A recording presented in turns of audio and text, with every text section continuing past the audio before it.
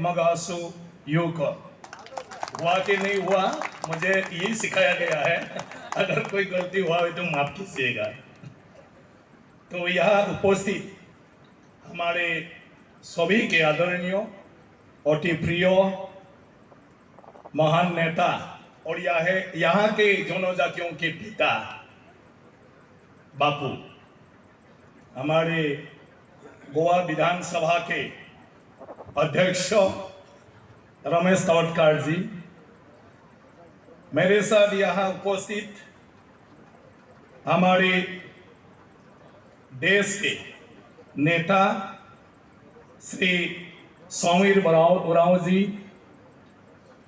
हमारे सभी के अति प्रिय हमारे नेता राज्यसभा की सांसद और यहाँ के भाजपा की सभापति सदानंद सेठ तवड़े जी, यहाँ उपस्थित हमारे प्राक्तन एमपी तथा एनआरआई के कमिश्नर नरेंद्र सवाईकर जी, हमारे आदरणीय विधायक आल्टन डिकोस्टा जी, अलेक्स रेजिनाल्डो जी, गणेश गांवकर जी, विजय सरदेसाई जी, हमारे चारपंच सविता तवरकर जी, आनंदो देसाई जी, सेजल गांवकर जी, प्रीतल फर्नांडिस जी, निशा छड़ी जी, आदर्श युवा संघ के सेक्रेटरी अशोक गांवकर जी, श्री बलराम एजुकेशन सोसाइटी के चेयरमैन अंकुश गांवकर जी, विशिष्ट व्यक्तिगण और विभिन्न हमारी संस्कृति, क्रीड़ा और विभिन्न जो यहाँ पर लोकोत्सव के नाम पे हो रहा है, इसको नेतृत्व देने वाले विशेष व्यक्तिगण, नेतागण और मेरे श्रद्धा राइस बाबली, मुझे अच्छा लगा यहाँ आकर ऐसे माहौल मिलकर। यहाँ एक फेस्टिवल उत्सव चल रहा है, ज्यादा लेक्चरबाजी तो सबको भी पसंद नहीं होगा, खाना है, पीना है, थोड़ा हंसी मजाक करना है। और मेरा भी यही मन है कि स्टेज पे बैठे बिना घूम घूम के कुछ खाइए, कुछ टेस्ट करे, कुछ देखे। यहाँ के जो इंडिजिनियस लोग हैं, जो यहाँ के उत्पादित सामग्री हैं, यहाँ के जो लोक नृत्य है, लोकगीत है, यहाँ के जो ट्रेडिशनल खेल कूद है, इसको जानना चाहिए। तो इसको जानने के लिए संभव होगा जब यहाँ पर घूम घूम के देखेंगे, सभी को मिलेंगे। तो मैं धन्यवाद ज्ञापन करता हूँ तवरकर जी को कि उन्होंने मुझे यहाँ बुलाया। मैंने कभी ऐसे इतने बड़े जनजाति महोत्सव, लोक महोत्सव देखने का सौभाग्य नहीं हुआ था। ये मेरा सबसे पहला है कि इतना हजारों लाखों लोग आके यहाँ पर पार्टिसिपेट किया है। हम लोग थोड़ा डिस्टर्ब कर रहा है, सारे लोक नृत्य करने वाले लोग इधर उधर बैठा हुआ है, इसलिए तवरकर जी को मैंने कहा था हम लोग स्टेज में आना नहीं चाहिए था, हम लोग नीचे ही बैठना चाहिए था। एक अतिथि भाषण देने के बाद एक लोक नृत्य होते रहना चाहिए था, तब लोग भी बैठे, लोग भी रहते। नेक्स्ट बार ऐसा करने से अच्छा रहेगा। उत्सव में ज्यादा भाषण देते रहने से लोगों को थोड़ा सा बोर हो जाता है, और जो उत्सव का थोड़ा ये जो महत्व है वो भी खराब हो जाते हैं। और हमको तो हमारे देश में अगर कुछ देश के संस्कृति, देश के जो परंपरा चीजों को जानना है, तो हम ट्राइब्स के सामने, जनजाति के सामने, ट्राइबल के सामने जाना है। वही हम भारत के असली रूप को देखने को मिलता है। बाकी तो सब मेकअप हो गया, अभी सब है ऐसे ही सजावट है, लेकिन ओरिजिनल चीज और ट्राइबल के पास होता है, जनजाति के पास। ट्राइबल खुद ही एक ओरिजिनल चीज है, सोने के जैसा। ट्राइबल कभी बदलता नहीं। अभी गोवा के ट्राइबल लोगों को देखिए, यहाँ डेवलपमेंट के नाम में 20 इलाका में क्या क्या हो गया, लेकिन यहाँ का ट्राइबल पहले से जैसा था ऐसा ही रहा। खुद का परंपरा, खुद का संस्कृति, खुद का समाज का रीति नीति, इसको लेके अब तक चलता रहा। यही ट्राइबल का महत्व है। ये सोने जैसा है। आप सोने को सागर में फेंकिए, अगर आप 100 साल के बाद में उसको मिलेगा तो वो सोना ही रहता है। आप कहीं घर पे सीमेंट के साथ उसको लगा दीजिए, 100 साल के बाद अगर ये घर टूट गया तो भी वो सोना सोना ही होकर रहता है। अब जहां भी फेंके वो जल भी जाए, आग जब जलना बंद कर देगा तब इसके बाद सोना सोने ही रह जाता है। तो ये ट्राइबल जनजाति लोग भी ऐसा है। अब जहां भी उन लोगों को रोको, वापस वो खुद की जगह में ही आएगा, खुद के स्वभाव में ही आएगा। उसको कोई बदल नहीं सकता है, वो बदल नहीं जाता है। अगर भारत के सभ्यता संस्कृति इसके बारे में हम बातें करते हैं तो रामायण महाभारत के बातें हम करते हैं। रामायण महाभारत के समय का जो मानव जीवन के बारे में जिक्र किया गया है, जो समाज व्यवस्था के बारे में जिक्र किया गया है, उसको हम जनजाति के बीच में ही देख सकता है। उनका जो छवि है, ये सभी जनजाति गांव में ही आपको देखने को मिलता है। और ये भारत के जो जनजाति हैं, ये जनजाति उसी समय से ही जुड़ा हुआ है, उसी समय का ही वंशधर है। भारत में कभी ये महाभारत के 6000 साल पुराना संस्कृति, इसका जो समाज व्यवस्था, ये कभी टूटा नहीं। अब तक ये लोग जेनरेशन टू जेनरेशन आते आते अभी भी है। और ये अगर आप देखना चाहते हैं तो यहाँ के जनजातीय लोग ही ये लोग हैं जो रामायण महाभारत के समय के लोग थे, उसी का ही वंशधर है। बाकी कौन कहां से आ गया, क्या हो गया, खुद का भी मतलब आगे का पूर्व पुरुष क्या थे, कैसा थे, उसको पता नहीं बहुत लोगों का। लेकिन एक जनजाति को पता होता है उनके समाज में कौन सा चीज खाता है, कौन सा चीज पीता है, कौन सा काम किस तरह से करता है, इसको एक जनजाति जानता है। आज यहाँ पर रंग बिरंग ड्रेस पहनकर आया है। इसको किसी डिजाइनर ने कॉम्बिनेशन नहीं किया है, इसको हमारी महिलाओं ने खुद सजाया है। इस काले के साथ थोड़ा सोने वाला, थोड़ा लाल, थोड़ा कुर पीला, ये लगाने से देखने में सुंदर होगा। तो ये डिजाइन खुद का है। ये डिजाइन किसी ने भी कहीं फैशन डिजाइनर पढ़ के किसी ने इसको नहीं सिखाया है। ये कब से आया पता नहीं। यहाँ के जनजाति लोग आज जो भी ड्रेस पहनकर आए हैं, ड्रेस लेकर आए, ये दिया है, किससे सीखा, किसने उसको पहले बनाया, इसका इतिहास आप निकाल नहीं सकता है। बहुत सारे लोग विद्वान लोग होते हैं जो कि यूनिवर्सिटी में वही लोग पीएचडी ट्राइबल के ऊपर करता है, लेकिन वो कोई भी नहीं निकल पाया कि ट्राइबल की, उनकी कल्चर की शुरुआत, उनकी ड्रेस पास की शुरुआत, खाने पीने की शुरुआत, समाज व्यवस्था की शुरुआत, धर्म की शुरुआत कब से हुआ था, कोई भी निकाल नहीं सकता है। मैं आसाम से हूँ, मैं भी ट्राइबल हूँ, बोडो ट्राइबल। हम लोगों को कसारी और महाभारत के नरकासुर के वंश बोलते हैं, हम लोग को असुर बोलते हैं, राक्षस बोलते हैं हम लोगों को, महाभारत के समय का। तो महाभारत के समय से 600 साल पहले दोहाती का सभ्यता थे, क्योंकि नरकासुर 600 साल जिया था। और 600 साल बाद महाभारत के समय श्री कृष्ण के हाथ में नरकासुर वध हुआ था। अगर महाभारत 6000 साल का है तो उससे भी आगे असम की जो नरकासुर है, ये 600 साल पहले थे, क्योंकि नरकासुर भूमि देवी के बेटे थे। और जब भूमि देवी ने उसका जन्म दिया तो ब्रह्मा से उन्होंने आशीर्वाद मांगा था, ए प्रभु मेरे बेटा को ऐसा वरदान दो ताकि वो किसी से ना हारे, किसी से ना मरे। ब्रह्मा तो उस्ताद है वरदान देने में। देवी आपका मनोकामना पूरा हो जाएगा। लेकिन एक बार उन्होंने जोर दिया, जब तक आप नहीं चाहेंगे तब तक आपका बेटा कुछ भी नहीं होगा, नहीं मरेगा। उसी दिन से नरकासुर को पुण्य मिलता है। नरकासुर पूरा तीनों जगत में पातालपुरी, मध्यपुरी, स्वर्गपुरी तांडव लीला कर दिया। वो सबको भी दमन कर दिया।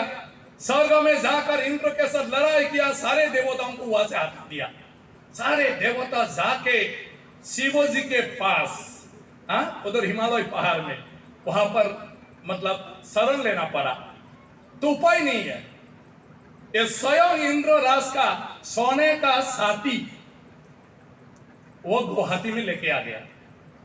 देवताओं का देवी, उनका ये क्या बोलता है, बालिया, कानफुली, इसमें जो पहनता है, और देवी माँ के भी वो सीन कर लेके गुवाहाटी में ले आ गया। सारे ऑपेसोरी 16,000 ऐसे बहुत जगह स्वर्गों से भी वो सब लाके गुवाहाटी में दासी बना के रखा। 16,000 गोपिनियां हम जो बोलते हैं ना, वो हमारे गुवाहाटी में रखे थे नरकासुर जी ने। बाद में उपाय नहीं है, सब ने ब्रह्मा को पकड़ा, तो प्रभु क्या वरदान दिया है, कुछ उपाय निकालो, नहीं तो सब अनाथ हो जाएगा, ये संसार खत्म हो जाएगा, आपका सृष्टि भी नहीं रहेगा। तो क्या हो सकता है, कुछ तो निकालिए कि नरकासुर मर जाए, उसको वध करे। लेकिन ब्रह्मा जी ने कहा कि उपाय तो नहीं है, मैंने जो वरदान दिया वापस तो ले नहीं सकता हूं। अगर उसको कर सकता है तो श्री कृष्ण ही कर सकेगा। तो श्री कृष्ण को आदेश दिया ब्रह्मा ने, तो गुवाहाटी जाओ और नरकासुर को वध करो। श्री कृष्ण जी गुवाहाटी चला गया और नरकासुर के साथ लड़ाई किया, हार गया तो भी, क्योंकि ब्रह्मा का आशीर्वाद है। फिर वापस आ गया और चला गया और उसके साथ युद्ध किया, लोहालोहन हो गया, इंजुर हो गया, वो ब्लड ही ब्लड, खूनी खून हो गया वापस। तब उसका बीवी सत्यभामा थे, तो सत्यभामा ने जब देखा उनका पति श्री कृष्ण जी को कि वहां नरकासुर के साथ लड़ाई करके लोहालोहन हो गया है, तो बहुत गुस्सा आया सत्यभामा को। तो उन्होंने कहा ये बदमाश ज्यादा हो गया है, तो वो किसी भी तरह मरना है, उसको मारना ही पड़ेगा, वो मरना है। सत्यभामा ने कहा। सत्यभामा भूमि देवी का नेक्स्ट उनका अवतार था। पहले भूमि देवी था तो वो नरकासुर के माँ था, इसके बाद देहांत हो गया तो फिर सत्यभामा के रूप में जन्म लिया। लेकिन उनका बेटा तो अभी भी वहां पर वीर है गुवाहाटी में।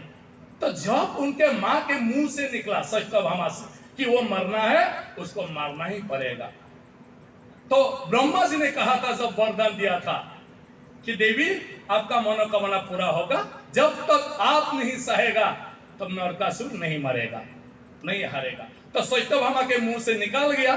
तो नेक्स्ट बार श्री कृष्ण जी जब उधर चल के उनके साथ लड़ाई किया, तो अब नरकासुर को उन्होंने वध किया, नरकासुर मर गया। इसके बाद 16,000 दासियों को, जिनको अभी गोपी नहीं बोल के लिखता है, उन लोगों को उद्धार कर दिया। तो ये कहानी है और हमको उसी समय का वंशधर माना जाता है और उसी समय का जो बातें है, कहानी है, इसको असम के सारे जनजाति लोग, वहां के इंडिजिनियस लोग इसके बारे में पता है। बिना रामायण पढ़े, बिना महाभारत पढ़े, इस देश के संस्कृति के बारे में, सभ्यता के बारे में, राजा महाराजा के बारे में ट्राइबल लोग जानते हैं।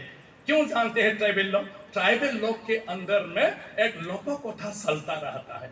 ट्राइबल लोग लिखता नहीं, ट्राइबल कोई लिखता नहीं, लेकिन ट्राइबल के इसमें एक सिस्टम है, साधु कथा, लोककथा, फोक टेल्स, ये चलता रहता है। और उसके कारण हजारों साल तक ट्राइबल लोगों को अपने बारे में पता होता है, अपने जो पूर्व पुरुष के बारे में पता होता है। ट्राइबल को हम लोग ये सोचना नहीं चाहिए कि वही लोग इतिहास नहीं जानता है। इतिहास वही लोग हमसे ज्यादा जानते हैं और उनका इतिहास ही असली इतिहास है, ये सब जानते हैं। आज कितना चीजें यहाँ पर बिक्री किया है।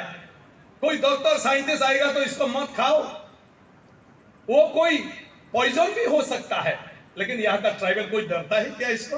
वो तो हजारों साल पहले उसको ऑलरेडी ट्राइबल लोगों ने टेस्ट किया था कि वो कोई डेंजर नहीं है, और इस समय से ही उसको खा के आ रहा है, पी के आ रहा है। आज कुछ पिता केक पत्ता में बना के दे दिया है, अगर कोई लिखा पर आदमी होगा तो वो डरेगा, अरे वो तो पॉइजनस भी हो सकता है, वो कहाँ जंगल का क्या पता है। लेकिन ट्राइबल को इसको डरता नहीं। क्यों? ट्राइबल उनके बारे में ज्ञान है, उसको पहले से ही रिसर्च किया गया है, इसके बाद ये हमारे सेहत में कोई क्षति नहीं करता है, इसलिए ट्राइबल लोग इसको व्यवहार करता है। तो उनके पास ये ज्ञान है, साइंस है।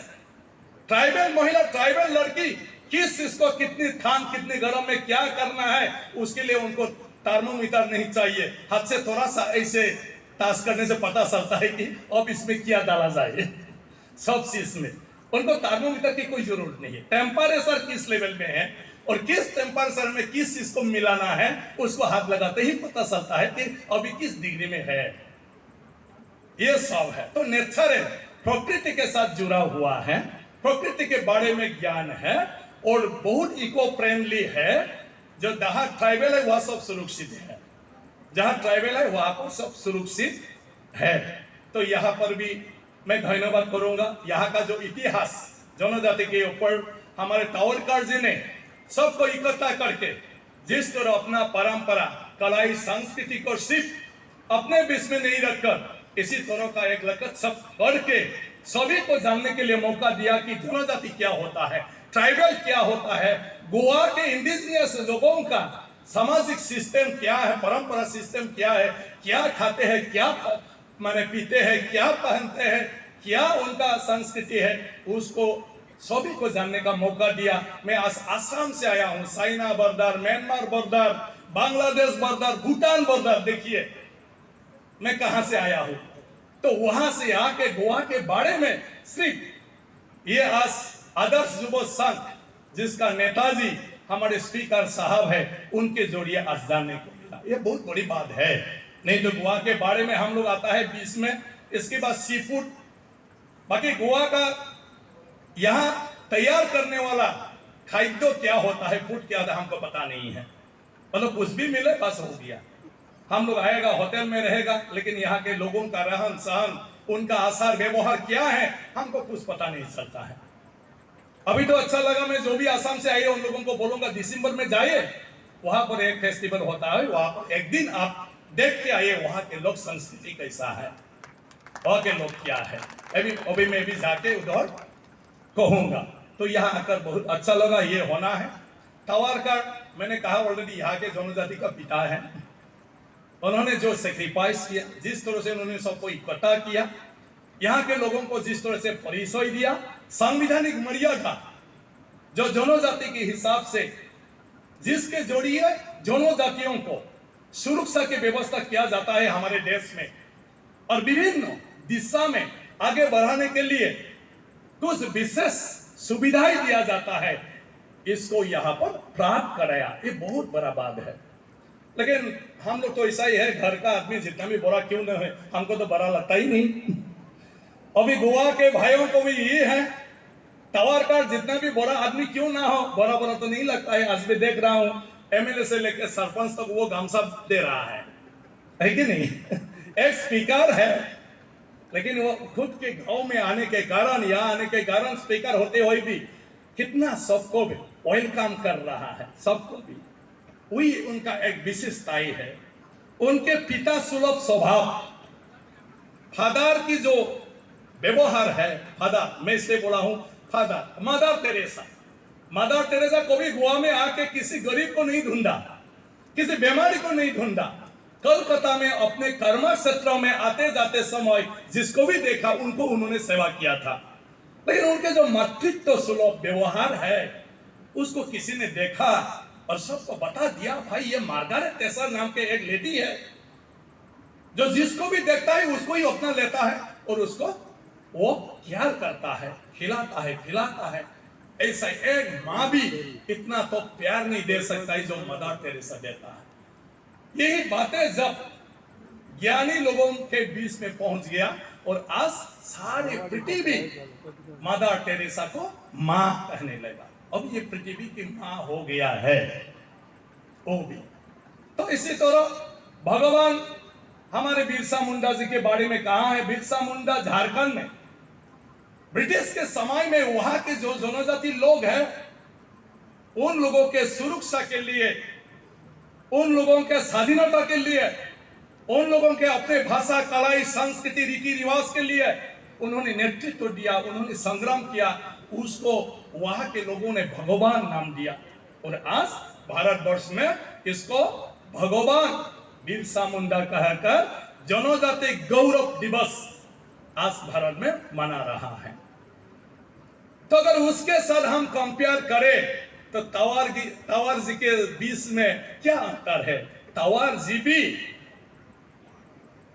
ये गोवा में जितना ट्राइबल से जनजाति है, गांव इलाका है, वहां के लोगों के लिए उन्होंने भी काम किया, उन्होंने भी रास्ता दिखाया, उन्होंने सरकार के साथ जोर दिया, यहाँ के समस्याओं को समाधान करने के लिए संवैधानिक जो प्रावधान की जरूरी है उसको भी उन्होंने करा दिया। तो ये काम तो भी उन लोगों से कम नहीं है।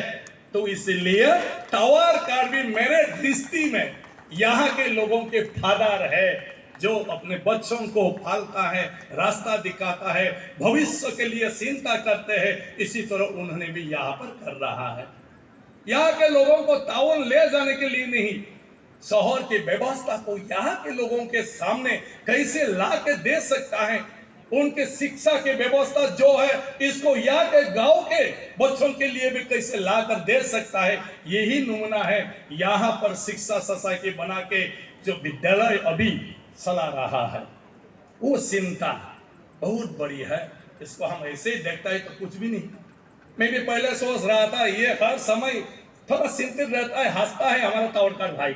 असम में भी जब गया था अकेला अकेला रहता है, सब देखता है लेकिन इतना बात करता नहीं, क्योंकि उनका दुनिया के साथ कोई लेना देना नहीं। हर समय उनका चिंता है अपने जगह के लोगों के लिए, और ये क्या कर सकता है उसको ही वो देखता रहता है। जहां भी जाओ मैं भी स्पीकर हूँ, वो भी स्पीकर है, कॉमनवेल्थ पार्लियामेंट्री एसोसिएशन।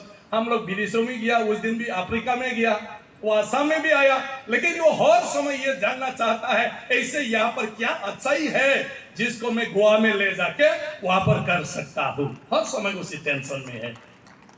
तो वही मैं बोल रहा हूँ, नेता सब नेता हो सकता है, लेकिन किसी को पालन पोषण देने वाला, मार्गदर्शन देने वाला नेता बनना इतना आसान नहीं है। ऐसा नेता मिलना भी इतना आसान नहीं है। तो आप लोग इसको समझिए, कभी भी उनको मत छोड़िए। मैं अनुरोध करता हूं, आदमी को जब तक जिंदा है उसका मूल्य हम नहीं जानते हैं, जब मरता है तो हम रोता है, मेरे साथ झगड़ा करता है तभी उनका दिल साफ था जब मरता है उसी दिन हम बोलता है। तो इसलिए भाइयों, भविष्य बहुत अच्छा है, आप लोगों को तंवर जैसे नेता मिले, लेकिन उनके जो सपना है ये वास्तव में पूरा होगा अगर आप सभी लोग मिलके वो जो करके आया है इसको भविष्य में भी करते रहेंगे। वो जो बताते हैं इस तरह आप लोग अगर आगे बढ़ेंगे तो ये वास्तव में हो सकता है। तो मैं ज्यादा बोलना नहीं चाहता हूँ, आप लोग तो सुना ही है, मैंने बोल दिया, you are all gold and gold is always gold. Gold कभी भी सेंस होता नहीं, जहां पर क्यों ना गिरे वहां पर जब तक रहेगा तब तो ये सोना है, ये कुछ नहीं होता, मामूर भी नहीं मैंने पकड़ता है।